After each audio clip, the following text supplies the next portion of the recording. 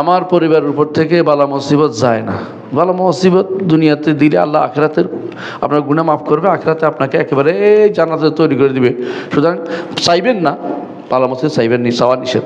বালা মুসিবত এসে গেলে ধৈর্য ধারণ করতে হয়। আর সবর, হ্যাঁ, আর আকদার ইল্লাহ, আল্লাহ যে সমস্ত দিন মোকাদ্দার করেছেন এর উপর সবর করতে হয়। এই জন্য এটা নিয়ে বাড়াবাড়ি করবেন না। কোন আমল করলে পরিবারকে মুসিবত থেকে আপনি সকাল বিকাল দোয়া করবেন।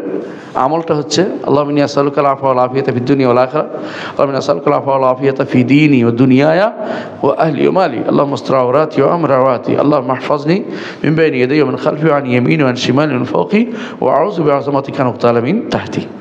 সকালবেলা দোয়ার মধ্যে এটা আছে, তো সকাল বিকেলে দোয়ার মধ্যে আছে। সকাল বিকেলের দোয়াগুলি পড়লে ইনশাআল্লাহ, এবং আজকার সবা মাসা পড়লে, হ্যাঁ, সকাল বিকাল দোয়া এবং আজকার বাদাল সালাত দুই ঠিক মতো পড়েন, ইনশাআল্লাহ আল্লাহ তাআলা আপনাকে অনেক কিছুই বাঁচিয়ে দেবেন, বিশ্বাস করেন। এই জন্য আপনার আজকারগুলি ঠিক মতো পড়বেন, অর্থ বুঝে পড়বেন। অর্থ বুঝে পড়বেন, যখন চাচ্ছেন যেটা কী চাচ্ছি শুধু তোতার মতো মুখস্থ নয়, বুঝে বুঝে পড়বেন, ইনশাআল্লাহ আল্লাহ আপনাকে এই বিপদ থেকে উদ্ধার করবেন। সুতরাং বিপদ থেকে উদ্ধার না হলেও আপনি হতাশ হবেন না। কেন?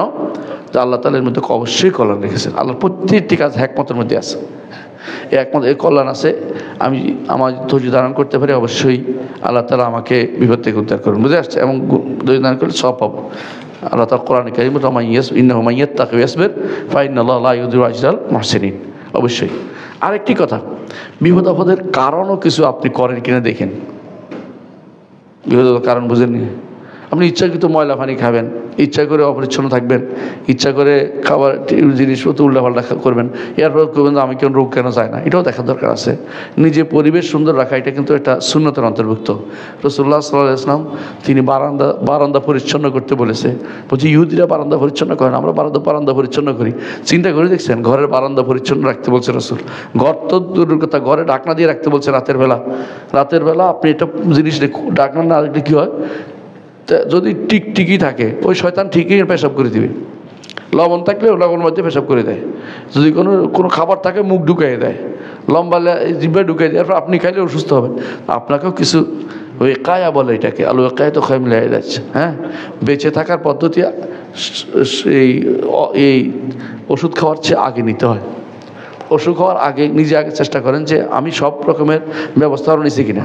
বাসার ভিতরে যদি কোনো টিকটিকি বেশি থাকে, অথবা বাসার ভিতরে যদি কোনো তেলা পোকা বেশি থাকে, মারার ব্যবস্থা করেন। পোকামাকড় টিকটিকি মারার ব্যবস্থা করেন। খাবার পরিচ্ছন্ন রাখুন এবং চলাফেরা পরিচ্ছন্ন রাখুন, দেখবেন যে ইনশাআল্লাহ অনেক রোগ কমে যাবে। এটা বাস্তব, পরীক্ষিত। আপনি যে ইয়াতে যান, ওই বর্তমানে একটা দেশ আছে হলো জাপানে যায়, একবার আমার বলছে আমি হাসপাতাল খুঁজে পাইনি। অসুখ হয় না মানুষের, মনে করেন মানে এত পরিচ্ছন্ন থাকে, তারা চেষ্টা করে। তো আপনি পরিচ্ছন্ন থাকেন, ইনশাআল্লাহ আল্লাহ তাআলা আপনাকে হেফাজত করবেন। আপনি রোগের মধ্যে ঢুকবেন, আল্লাহ আমার রোগ দেয় কেন, তো রোগের মধ্যে কারণ যাবেন না। হ্যাঁ, যেখানে রোগ আছে ওখানে দৌড়াবেন না। হ্যাঁ, অপকর্ম করে বেড়াবেন না। আল্লাহ আমাদের হেফাজত করুন। আর নাই ও আল্লাহর দ্বীনের উপর ইস্তেকামত থাকার উপায়সমূহ কি? ঈমান বৃদ্ধির উপায়গুলো কি কি? আল্লাহর দ্বীনের উপর ইস্তেকামত থাকা তো ফরজ। ইন্নাল্লাযীনা ক্বালু রাব্বুনাল্লাহ সুম্মা ইসতাকামু তাতানাজ্জালু আলাইহিমুল মালায়েকাতু আল্লা তাখাফু ওয়া লা তাহজানু ওয়া আবশিরু বিল জান্নাতি আল্লাতী কুনতুম তুআদুন। এক নম্বর কাজ হচ্ছে দোয়া, ইহদিনাস সিরাতাল মুস্তাকিম। ইস্তেকামত এটা থেকে আসছে যে আমি সরল সহজ পথে থাকতে চাই, এক দোয়া। দ্বিতীয় কাজ হচ্ছে আপনাকে জানতে হবে দ্বীনের মূল, না হলে ভুলের মধ্যে পড়ে যাবেন। আকীদা জানতে হবে, মানহাজ জানতে হবে। কয় জিনিস জানবেন ভালো করে বলি। এক নম্বর হচ্ছে ঈমান, আরকানুল ঈমান, ইসলাম, আরকানুল ইসলাম। এগুলো আপনাকে না জেনে থাকতে পারবেন না। এগুলোর জন্য বই পড়বেন, একটা বইয়ের নাম হচ্ছে উসুল ঈমান, ঈমানিয়াত পড়বেন। আর আরকানুল ইসলাম একটা বই আছে আমার, বের হবে ইতিমধ্যে, এটাও পড়বেন। ফতোয়া আরকানুল ইসলাম আছে শেখ মোহাম্মদ সালেহ উসাইমিন, এটাও পড়বেন। এটা ভালো, পড়ে দেখবেন।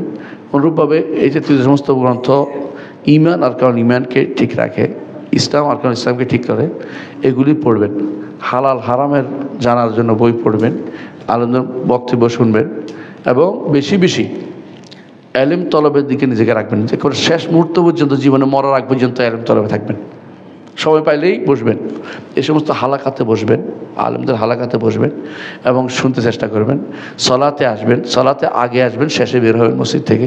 ইনশাআল্লাহ আপনি ইস্তেকামতের মধ্যে থাকতে পারেন। এগুলো ঈমান বৃদ্ধির কারণ। ঈমান বৃদ্ধির উপর একটা খুতবা আছে একদিনের, 1 ঘন্টার, আপনি দেখবেন ইমান কীভাবে বৃদ্ধি পায়। একদিন একটা খুতবা আছে, খুঁজে দেখবেন ইনশাআল্লাহ। এমন এক ব্যক্তি যিনি একসময় আল্লাহর সন্তুষ্টির জন্য বিনামূল্যে ঝাড়ফুঁক করতেন, কিন্তু তারই কোনো এক উস্তাদ টাকা নেওয়ার জন্য, কোনো টাকার জন্য উৎসাহ দেয় হইব। আচ্ছা, রসিকানা অন্তস্থ, আমাদের দেশে এই ভুলটা প্রচুর। এখন সে আগে চুক্তি করে। ঝাড়ফুঁকের দোয়াগুলো কি দ্বীনি ইলমের অন্তর্ভুক্ত নয়? প্রথমত ঝাড়ফুঁকের দোকান খোলা বেদাত, বুঝলেন কিনা? ঝাড়ফুঁকের জন্য বসে গেলাম, এটা বেদাত, এটা জায়েজ না, হারাম। কেউ যদি কোনো আপনার কাছে এসে যায়, তাকে ঝাড়ফুঁক করাবেন। কেউ দেয়, দিতে পারবেন, কেমন কিছু নিয়ে নিতেও পারবেন, কিন্তু আপনি এত টাকা না হলে ঝাড়ফুঁক করবো না, এটা মুসলিমদের সাথে হবে না, কাফেরদের সাথে হইতে পারে। বুঝছেন? রাসূলুল্লাহ সাল্লাল্লাহু আলাইহি ওয়াসাল্লাম বলছেন, মান ইসতাতা আন ইয়ানফা আখাহু ফালিয়াফআল। কেউ ভাইয়ের উপকার করতে পারলে যেন করে, ভাইয়ের উপকার করতে পারলে যেন করে। এটা হলো উপকার করা। একজন মানুষের উপকার করে দেয়, তাকে ফোন দিয়ে দিলে যে ভালো হয়, করবেন। এটার বিনিময়ে টাকা দিতেই হবে নির্ধারণ করা, এটা ইয়ার খেলাফ, এই মানবতার খেলাফ, মরুবতের খেলাফ, এটা শারঈ দৃষ্টিভঙ্গির খেলাফ। এখন আপনি যেটা বলছেন যে দ্বীনি ইলমের অন্তর্ভুক্ত নয়, কি একটা হাদিসের কারণটা করে। হাদিসটা কি জানেন? রাসূলুল্লাহ সাল্লাল্লাহু আলাইহি ওয়াসাল্লাম সাহাবীরা যাচ্ছিল, এই পথে যাওয়ার সময় দেখছে এক লোককে সাপে কামড় দিছে। তো বলছে ঝাড়ফুঁক করলে, সাপে কামড় দিলে আমরা ঝাড়ফুঁক করতে পারো কিনা? তোমরা বলে পারি। ফু দিছে, তো তারা এতগুলো দিচ্ছে, কিন্তু এগুলো আগে চুক্তি করছে, চুক্তি করেনি। আপনি আগে চুক্তি কেন করেন? এই জন্য বলতে সমস্যাটা এটা। কেউ যদি দেয় দ্বীনি ইলমের ক্ষেত্রে, কেউ যদি টাকা দেয় দ্বীনি ইলমে চলার জন্য, ভালো করেই জানে, মানুষ তো আকল আন্দাজ না, আকল নাই, যে এই তালেবে ইলম আমার জন্য সারাদিন খাটতেছে, তো তারে আমি খাওয়ার ব্যবস্থা করবো না, তো এর খাওয়া বন্ধ হয়ে যাবে, মানুষ আর আসবে না, ইলম শেষ করবো, খাওয়া বন্ধ, হুজুরের বউ থাকবে না, তো এই অবস্থা যেন না হয়। তো এই জন্য অবশ্যই খেয়াল রাখবেন যে রুকিয়া শারঈয়া করা ভালো। রুকিয়া শারঈয়ার জন্য দোকান খুলে বসা ঠিক না, জায়েজ নেই, হারাম। আর রুকিয়া শারঈয়া অগ্রিম টাকা এত দিতে হবে, এটা হচ্ছে ব্যবসায়ী বা অমানবিক কাজ, এটা করা উচিত নয়। নির্দিষ্ট অঙ্কের টাকা অনেকে বলে চাইতে হবে, এত এত হিসাব করতেছে বসে বসে। দেখি আমাদের কওমি অঙ্গনের হুজুররা কি করে, বসে বসে হিসাব করে যে এত পর্যন্ত চাইতে পারবে কেন? 100 ছাগল হিসাব করছে কত টাকা হয়। তারপরে এমনকি কেউ তাবিজ একটা দিয়া, নোয়াখালীর মঞ্জুর এলাহির এক চাচা আছে, তাবিজ একটা দিয়ে 1 লাখ টাকা লয়, ডাক্তারের মতো ফিস লচ্ছে। আচ্ছা, এগুলি সবই হচ্ছে অবৈধ কাজ। সলবদের এগুলি পাওয়া যায় নাই। সলব উপকার করতেন মানুষের, উপকার করার চেষ্টা করবেন। কেউ যদি উপকার করার কারণে সময় ব্যস্ত দেখে তাকে কিছু টাকা দিয়ে চা দিয়ে দিচ্ছে, এটা নিতে পারবেন, যেমন নিচে এখানেও। কিন্তু এটার জন্য এইটার জন্য আগ্রহী হওয়া যে আমি এটা করলে মানুষ আসবে, আমাকে এত টাকা দিবে, এটা পুরো ব্যবসা। এই ব্যবসা জায়েজ নেই, হারাম। পার্থক্য বুঝছেন তো? অনেকে দেখি এটার জন্য, দেখি মাশাআল্লাহ নিজেও ঝাড়ফুঁক করে, বউ বিয়ে করছে ঝাড়ফুঁক করেনি, যাতে ঝাড়ফুঁকের একটা আসলে। অনেকে আছে মানুষ গেলে বলে যে এমনি তো ভালো হবে না, এবার রক্ত পরীক্ষা করতে হবে। কি আরেকটা নাম আছে সাথে, কাপিং, হেজামা করেন তো ভালোই। মানে তুমি তোমার দায়িত্ব ছিল এটা করো, তুমি হেজামা করার জন্য তুমিও শুরু করে দিও না, মানে এটা হচ্ছে আরেক ব্যবসা চালু করে দেওয়া। হেজামা এমনি জায়েজ, বুঝছি, তাই বলে তুমি মানুষকে বাধ্য করো। একজন আমার ফোন করছে একবার, আমি গেছি ওনাকে যে বিয়ে শাদী হচ্ছে না, হেজামা করেন। বিয়ে শাদীর সাথে হেজামার কি সম্পর্ক? আমি বললাম এটার সাথে কি সম্পর্ক? আমি তো জানি, আমি নিজেও বিপদে আছি। হেজামার সাথে বিয়ের কি সম্পর্ক? মানে তার মধ্যে তার মতো হলো শয়তান ঢুকছে, এই জন্য বিয়ে, এরকম কথা হইলো। হেজামা হইলো এমন অসুখ যেটা মানুষের শরীরে হয়, এটার জন্য রক্তে সমস্যা থাকলে বের হয়ে যাবে। তো বিয়ে হচ্ছে না, হেজামা কেন করবে? এটার কোনো কারণ নাই। তারা যদি কোনো তাকে কেউ ক্ষতি করে থাকে, এটা করে থাকে, তাহলে ঝাড়ফুঁক দেন, চলে যাবে। হেজামার সাথে সম্পর্ক, হেজামা হলো আলাদা জিনিস।